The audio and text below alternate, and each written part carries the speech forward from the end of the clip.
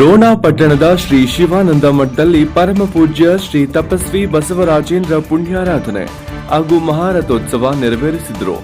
ಮಾನವ ಕುಲಕೋಟಿಯ ಉದ್ಧಾರಕ್ಕಾಗಿ ನಿಜ ತತ್ವದ ತಿರುಳನ್ನು ಭಕ್ತರಿಗೆ ತಿಳಿಸಲು ಸಾವಿರಾರು ದಾಸರು, ಶರಣರು, ಸಂತರು ಹೋಗಿದ್ದಾರೆ.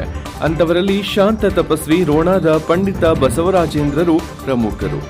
ಬಸವರಾಜೇಂದ್ರರು ಅಂದಿನ ದ್ರೋಣಾಪುರದಲ್ಲಿ ಬಾಲ್ಯದಿಂದಲೇ ಆಧ್ಯಾತ್ಮದ ಕಡೆಗೆ ಒಲವು ಬೆಳೆಸಿಕೊಂಡರು. ಹೆಚ್ಚಿನ ಸಾಧನೆಗಾಗಿ ಗದುಗಿನ ಶಿವಾನಂದ ಶ್ರೀಗಳ ದರ್ಶನ ಪಡೆದು ಅವರಿಂದ ಲಿಂಗ ದೀಕ್ಷೆ ಮತ್ತು ಆತ್ಮ ಸಾಕ್ಷಾತ್ಕಾರದ ದೀಕ್ಷೆ ಸ್ವೀಕರಿಸಿದರು. ಚತುರ್ವೇದ ಅಧ್ಯಯನಕ್ಕಾಗಿ ಕಾಶಿಗೆ ತೆರಳಿ ವಿದ್ಯಾಗುರುಗಳಾದ ವಾಮಾಚರಣ ಭಟ್ಟಾಚಾರ್ಯರಲ್ಲಿ ವೇದ, ಉಪನಿಷತ್ತು, ಆಗಮ, ನ್ಯಾಯತರ್ಕ, ಆಚಾರ್ಯ, ಸಂಸ್ಕೃತ ವಿಷಯಗಳಲ್ಲಿ ಪದವಿ ಗಳಿಸಿ ಪಂಡಿತರು ಎಂಬ ಗೌರವಕ್ಕೆ ಪಾತ್ರರಾದರು. ನಂತರ ಗದುಗಿನ ಶಿವಾನಂದ ಮಠಕ್ಕೆ ಆಗಮಿಸಿ ಸಂಸ್ಕೃತ ಪಾಠ ಶಾಲೆಯನ್ನು ಆರಂಭಿಸಿದರು. ಸಮಾಜದ ವಿವಿಧ ವರ್ಗಗಳ ಜನರಿಗೆ ವೇದಾಂತ ತತ್ವ ಬೋಧಿಸಿ ಗುರು ಶಿವಾನಂದರ ಕೀರ್ತನೆಯನ್ನು ಬೆಳಗಿಸಿದರು.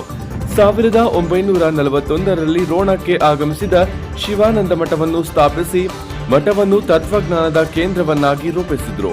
12,000 ಮಕ್ಕಳನ್ನು ವಿದ್ಯಾವಂತರನ್ನಾಗಿ 1953ರಲ್ಲಿ ಲಿಂಗೈಕ್ಯರಾದರು. ಬಸವರಾಜೇಂದ್ರರ ಅಗ್ರಗಣ್ಯ ಶಿಷ್ಯರಾಗಿದ್ದ ಸದಾಶಿವ ಶ್ರೀಗಳು ಬಸವರಾಜೇಂದ್ರರ ಕಾರ್ಯಗಳನ್ನು ಮುಂದುವರಿಸಿಕೊಂಡು ಬಂದು ಲಿಂಗೈಕ್ಯರಾದರು. ಪ್ರಸ್ತುತ ಶರಣಕುಮಾರ ಶ್ರೀಗಳ ಆಸೆಯಂತೆ ರೋಣ ನಗರದ ಭಕ್ತರು ರಥೋತ್ಸವ ಸಂಭ್ರಮದಿಂದ ನೆರವೇರಿಸಿದರು.